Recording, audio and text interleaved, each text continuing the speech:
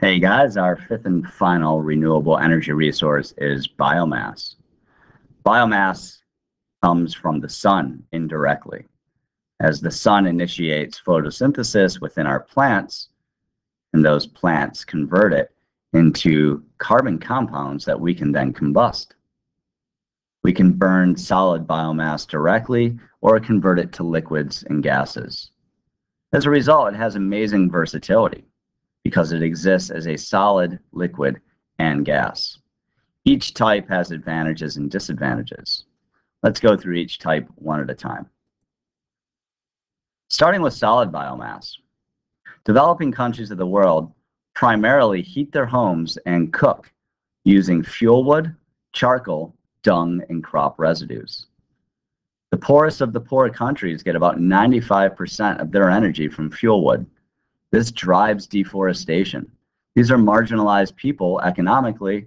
They're forced into marginal landscapes where they accelerate erosion and habitat fragmentation.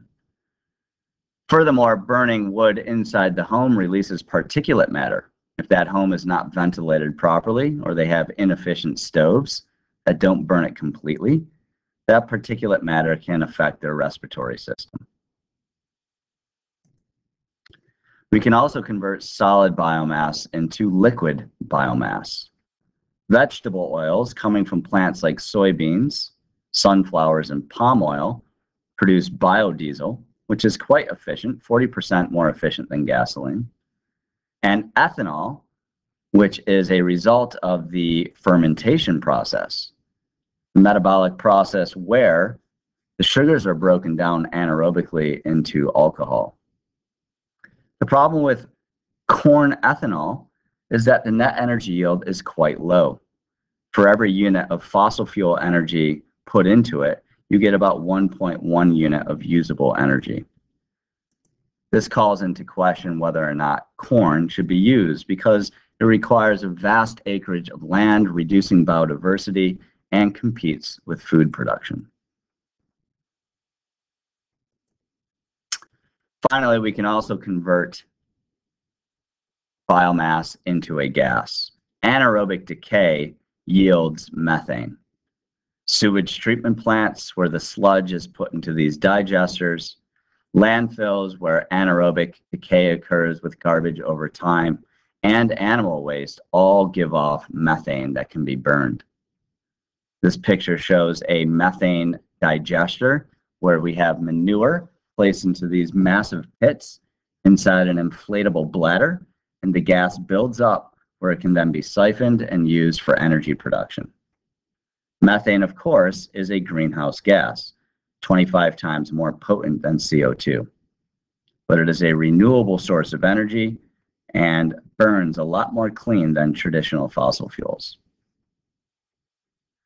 There are pros and cons to using biomass, as you can imagine. The advantages include the fact that it's potentially renewable and potentially carbon neutral. We say potentially because, of course, trees have a sustained yield. You can't harvest them at a rate that exceeds the rate of regeneration. And the same goes for carbon emissions. When you cut down trees or when you burn them, it releases carbon dioxide. But if you continue to grow plants at the same rate that you harvest them, the trees, while they're growing, can still contribute to the carbon sink.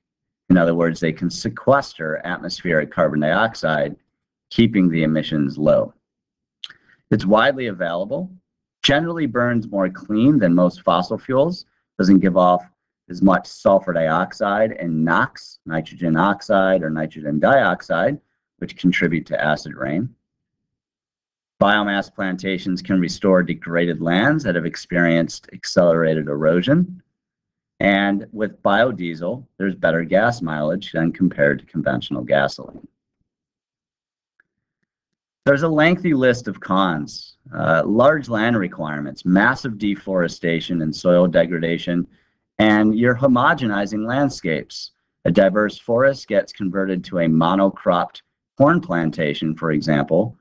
The diversity is no longer there. The genetic bank requires a lot of water, especially if you're growing corn, which is very thirsty and very hungry. inorganic fertilizers and pesticides to combat pests and to promote growth can run off and contaminate water quality. Inefficient burning may increase some pollution, such as particulate matter, as we discussed in developing countries' homes.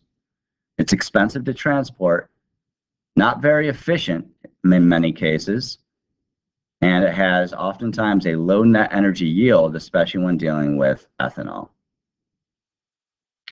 That's it for today, guys. We'll see you soon.